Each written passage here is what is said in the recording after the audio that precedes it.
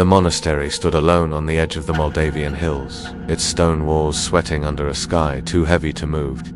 Inside, the air carried the smell of wax, iron, and whispered prayers that no longer sounded holy. Sister Irina walked the corridor barefoot, her rosary beads clinking like distant rain. She whispered verses under her breath, each one trembling before it left her lips. The convent bell rang without being pulled, echoing across the valley. The other nuns froze, their faces pale as unlit candles. Father Petru entered the chapel, his cassock dusted with straw and worry. "The devil hides in obedience," he murmured, half to himself, half to the walls. They said Sister Irina had stopped sleeping and started speaking Latin she'd never learned. Her voice changed shape every night, sometimes pleading, sometimes mocking the crucifix. The bishop had warned against superstition, yet no one dared enter her cell alone. The air there pressed like unseen hands, whispering names that no one owned. On the third night, Irina's screams woke the chickens and the saints. Her nails left crosses on the walls where her prayers should have been.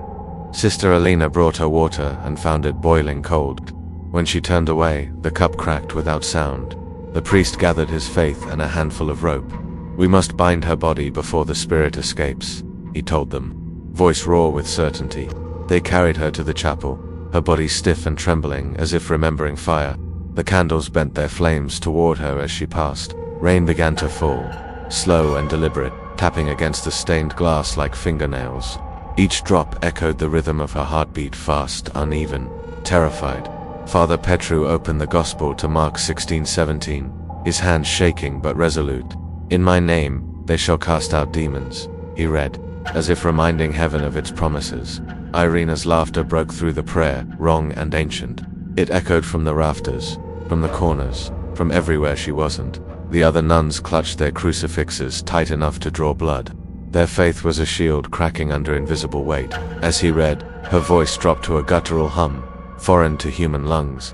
"You have no right," it said. "This one was promised long ago." The priest kept reading, faster now, words spilling like water over a wound. The floorboards trembled beneath them, old wood remembering earthquakes. A wind swept through the chapel, though the windows were sealed. Candles went horizontal, flames pointing directly at the cross. Irina's body arched impossibly high, held only by her wrists and heels. Her eyes rolled white, not from trance, but from something looking back. "Hold her down," the priest shouted, but no one dared move closer. The ropes tightened on their own, knotting like snakes obeying command. For a moment, silence descended so thick it drowned thought. Then a low growl rolled through the rafters, too deep for any throat to make. The priest's candle burst, scattering sparks that died before touching her. Smoke coiled into letters he couldn't read but somehow understood. He felt his knees buckle as cold air clawed through his robes. "Leave her," he whispered, but the voice that answered wore his tone. Sister Alina fainted, her head striking the stone floor. Irina's laughter returned higher now, delighted, inhumanly calm. Outside, thunder cracked directly above the chapel dome. The Virgin's statue by the gate wept black streaks of rain and dust. The priest ordered everyone out, but 3 of the bravest sisters stayed. Their eyes glowed with both terror and duty, saints in borrowed bodies. They read psalms until their throats bled dry. The demon answered with a single word, "Enough." Irina's face shifted like water, then froze in agony. "He's coming," she croaked, though no one knew who she meant. At that moment, every candle flared blue.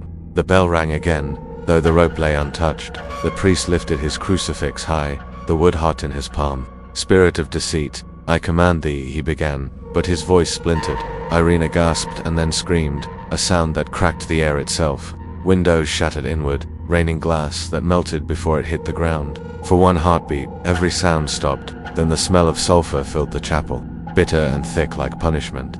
The priest continued reading, though he could no longer feel his tongue. Faith moved him where courage could not. Irina's body went limp for a moment, peaceful as sleep. Then her eyes opened again, wide and wrong, 2 full moons of darkness. "Father," she whispered softly, "you called, and now he listens." Her lips bled as she smiled. The crucifix in his hand cracked down the middle. The flame above the altar flickered once and turned black. Outside, crows gathered on the roof in unnatural stillness. Their wings stayed folded, their eyes unblinking. The priest fell to his knees, clutching his chest. He felt the room tilt, heavy with the weight of a presence no prayer could move. The nuns cried out together, their voices rising like a single desperate hymn. One fainted, one prayed, one simply screamed. Irina looked upward, whispering words that made the air twist. Her breath frosted despite the heat. Father Petru lifted his hand one last time. Lord, if this be your test, let her wake clean. The ropes snapped loose as if answering mercy. Irina fell forward, her head striking the altar edge, her body stilled, the tension dissolving into quiet. The storm outside stopped mid-roar, caught in its own disbelief. No one moved for a long time. The silence stretched thin as candle smoke. Finally, Sister Elena crawled forward to check her pulse. She's gone, she whispered, voice trembling like ash in wind. Father Petru closed his eyes and crossed himself. Then may her torment end where ours begins. The bell rang once more, slow and sorrowful. Its echo rolled down the valley like a farewell nobody wanted. The church called it negligence. The courts called it murder. Faith and fear sat on opposite benches, neither willing to stand. Journalists flooded Tanacu, chasing headlines instead of souls. Cameras clicked where prayers had failed. The priest was led away in handcuffs, head bowed beneath a sky that had forgotten mercy. He whispered, she was already free. The convent was abandoned within a month. The chapel doors rotted, but the bell still rang when it rained. Villagers said they saw light glowing from inside at night. Some swore it wasn't fire, it was forgiveness refusing to die. A doctor from Bucharest examined the records and found contradictions, timestamps, pulse rates, witness words all out of sequence. He left Tanacu convinced something else had kept her alive longer than she should have been. He never published the report. Years later, a filmmaker visited the site with a crew of 5. They lasted 2 nights before half of them left without explanation. The camera footage showed moving shadows, though the building was empty. A whisper rode through the static, calling names that weren't theirs. Locals warned them to leave before the bell rang again. On the 3rd night, it did. When they checked the tower, the rope was still coiled, untouched. Yet dust fell from the rafters like shaken hands. The surviving footage became the seed for a film. The director never returned to Romania. To this day, the convent ruins still stand. Roof half collapsed, windows open like blind eyes. Wildflowers grow through the altar stones. Pilgrims come each year to pray, not for miracles, but for proof. None leave without hearing a whisper in the wind. It wasn't her.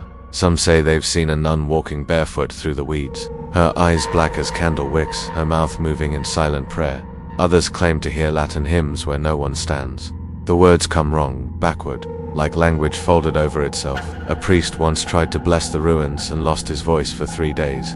When it returned, he spoke only her name. The villagers locked the chapel gates with chains blessed twice. Still, the padlock rusts from the inside every spring. At night, the wind carries the faint clang of metal on stone. Those who hear it say it sounds like rope sliding through a bell. Irina's grave lies unmarked at the edge of a field. Grass grows fast, as if trying to cover the story too quickly. Her tomb is said to glow faintly under the moon, neither light nor shadow. Even the soil seems unsure whom it holds. Every few years, the church sends investigators to re-examine the tragedy. Each one leaves early, citing atmospheric unease. In Tanacu, people still lower their voices near the ruins. Even gossip prefers softer tones there. Locals leave bread and salt at the chapel steps on holy days. The offerings are always gone by morning, though no animals ever come close. Some say they hear her voice in the rain, gentle now, asking only to be believed. Others hear laughter. A young journalist spent a night recording inside. He found nothing until he played the tape backward. On the recording, a woman whispers, "It wasn't me who left." Her tone is tired, not evil. The journalist never published the article. He entered seminary the following year. The church maintained silence about Tanacu, calling it a closed wound, but some wounds breathe even after burial. Pilgrims report feeling warmth near the altar ruins. Sometimes, the air smells faintly of myrrh and salt tears. Once, a nun from another monastery came to pray for Irina's soul. She fainted and woke with rope burns on her wrists. Her order forbade her from returning, but she still dreams of that chapel. In her dreams, the bell never stops ringing. The villagers rebuilt a small cross on the site, plain wood, no carvings. Each time they finish, it falls overnight. Children dare each other to knock on the chapel door at midnight. None ever hear a sound, yet all claim the handle turns on its own. The story spread online, retold in 1,000 versions, but every telling skips one thing: the sound of her final breath. Witnesses said it wasn't a scream but a sigh, gentle as released. The priest swore he saw light leave her mouth like steam in winter. They buried her in silence. No hymns, no crowd. The earth accepted her slowly, as if reluctant. Father Petru's grave lies nearby, marked only with a wooden cross. The inscription reads, "He believed." Visitors sometimes find fresh flowers there, though no one claims to bring them. Faith, it seems, has a longer reach than forgiveness. The film made from her story changed names, faces, and endings. But the real ending never changed, it simply waited. Even now, travelers who camp near the ruins say the wind hums like prayer. Some nights it whispers a name, not hers but his. When dawn comes, mist covers the valley thick as linen.